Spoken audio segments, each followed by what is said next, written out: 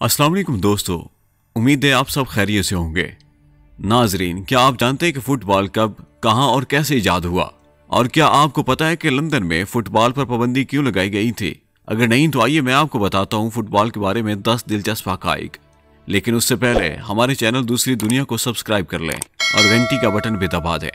Number 1, soccer यानी football जैसी सरगर्मी का वजूद का सबूत 3री सदी कबल मसीह में चीन के हान खानदान के वक्त से पाया जाता है। ये एक मामूली सी गेंद वाला खेल था जिसे सूजो कहा जाता था। इसमें चमड़े के एक गेंद को जमीन से चंद मीटर की बुलंदी पर एक कपड़े में किए गए छोटे से सुराख में गुजारना होता था। यह बुनियादी तौर पर जंगी सिपाहियों की तरबीती मशक के तौर पर खेला जाता था, लेकिन इस खेल की शोहरत जल्द ही मुआशरे के बलाई तबके में सराहत कर गई। बाद में यह खेल दीगर अकवाम तक भी फैल गया। इस खेल ने जापानियों के खेल केमारी को भी मुतासिर किया, जिसमें लोग एक दायरे में खड़े होकर एक गेंद को पैरों की ठोकरों से ज्यादा देर तक हवा में रखने की कोशिश करते थे। ये थोड़े से असूली फर्क के साथ बिल्कुल आज के दौर के खेल किक ऑप्स की तरह का खेल था। फुटबॉल की तरह के पुराने खेलों के सबूत यूनान और इटली में भी पाए जाते हैं। तकरीबन 9वीं सदी से फुटबॉल सही मानों में आज के दौर वाली शक्ल इख्तियार करने लगा। 9वीं से 13वीं सदी के दरमियान एक सरगर्मी ने इंग्लैंड, स्कॉटलैंड और फ्रांस में शोहरत पानी शुरू की, जिसे मिडियोवल फुटबॉल यानी करूने वुस्ता का फुटबॉल कहा जाता था। इस खेल में लोगों की एक बड़ी तादाद या बाज़ औक़ात पूरे का पूरा गांव एक दूसरे से एक छोटी सी चीज छीनने की कोशिश करता था। ये चीज अमूमन किसी जानवर का हवा से भरा हुआ मसाना होता था। इस छीना झपटी के दौरान किसी की जान लेने के अलावा सब कुछ करना जायज था। यह खेल तमाशाइयों के लिए इतना हौलनाक हो गया था 1314 में किंग एडवर्ड दोम ने लंदन में फुटबॉल पर पाबंदी आयद कर दी। बाकी दोनों ममालिक में भी फुटबॉल पर पाबंदी लगाने की बहुत कोशिशें की गई, लेकिन ये पाबंदियां कारगर साबित ना हुई, क्योंकि लोगों ने चोरी छुप के फुटबॉल खेलना जारी रखा। 16वीं सदी के आगाज से इंग्लैंड के सरकारी स्कूलों में जरा मुख्तलिफ किस्म का जाना माना फुटबॉल खेला जाने लगा।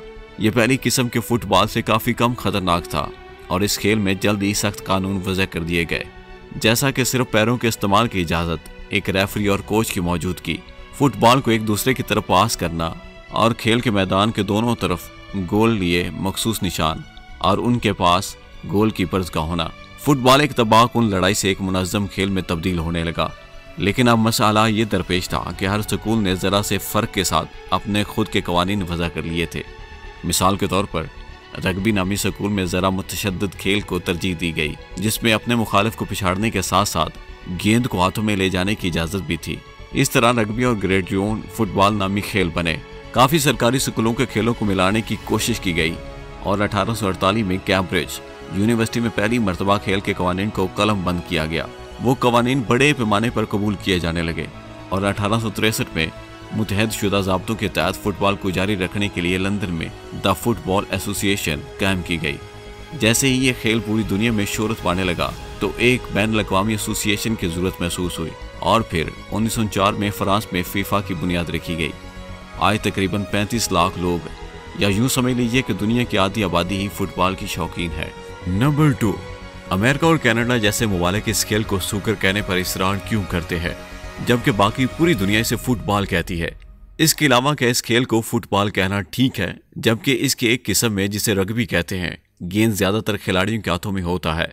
असल में इस खेल को पहली बार इंग्लैंड में सोकर कहा जाने लगा।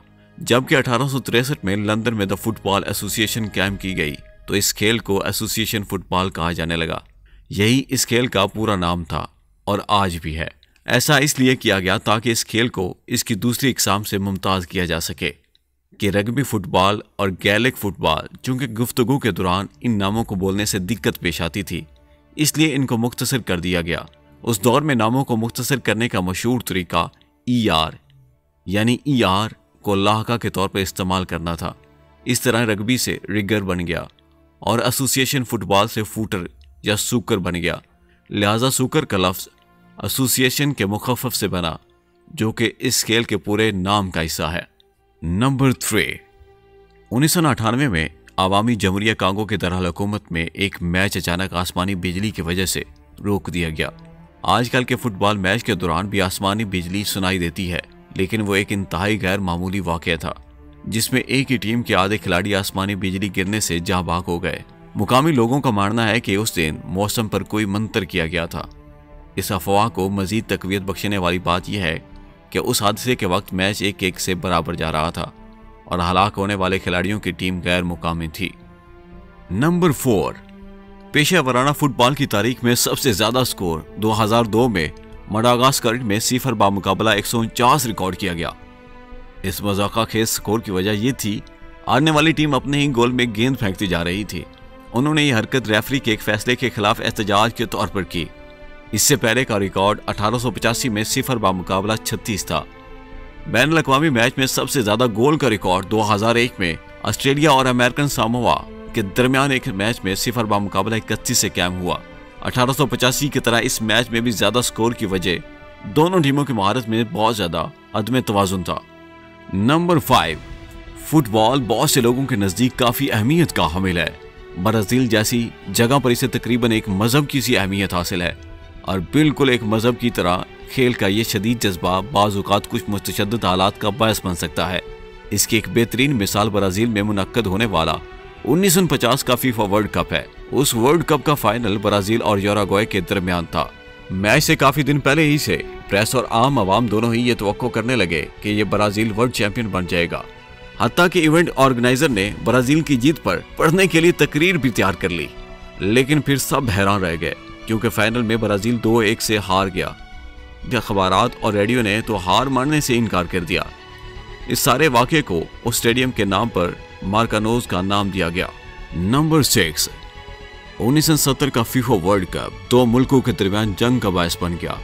1969 में होंडुरास और एल साल्वाडोर आने वाले वर्ल्ड कप के लिए क्वालिफिकेशन राउंड में आमने सामने आए। होंडुरास पहला मैच 1-0 से जीत गया, जिसकी वजह से शायकीन ने इंतहाई शिद्दत इख्तियार कर ली। दूसरा मैच एल साल्वाडोर 3-0 से जीत गया, जो कि गुस्से और फसादात की एक नई लहर की वजह बन गया। आखिरकार प्ले ऑफ मैच खेला गया, जिसमें एल साल्वाडोर 3-2 से जीत गया। इस सबसे पहले भी ये दोनों मुमालिक कुछ अच्छे दोस्त न थे। ज़मीनी इस्लाहात, इमिग्रेशन, आबादियाती मसाइल पहले ही से इन दोनों मुल्कों के दरमियान कशीदगी की वजह बन रहे थे। लिहाजा जब एल साल्वाडोर फाइनल मैच जीता तो होंडुरास ने अपने हार के इंतकाम के तौर पर पूरे मुल्क में एल साल्वाडोर से आए हुए महाजरीन पर हमले करना और उन्हें हरासा करना शुरू कर दिया।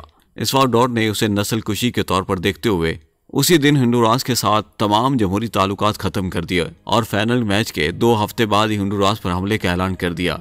यह जंग 4 दिन तक जारी रही, जिसके बाद जंग बंदी का मुआहदा हो गया, लेकिन तब तक 2000 लोग हलाक हो चुके थे। यह जंग फुटबॉल वॉर कहलाती है। नंबर 7, दुनिया का कदीम तरीन फुटबॉल स्कॉटलैंड के एक मुकाम स्टिलिंग कासल में खुदाई के दौरान मिला। माना जाता है कि यह तकरीबन 450 साल पुराना है और यह सूर के मिसाने और गाय की खाल से बना हुआ है। नंबर 8, जब भी मैक्सिको का खिलाड़ी जेवियर हर्नांडेज कोई मैच खेलता है तो मैक्सिको में जुर्म की शरह काफी कम हो जाती है।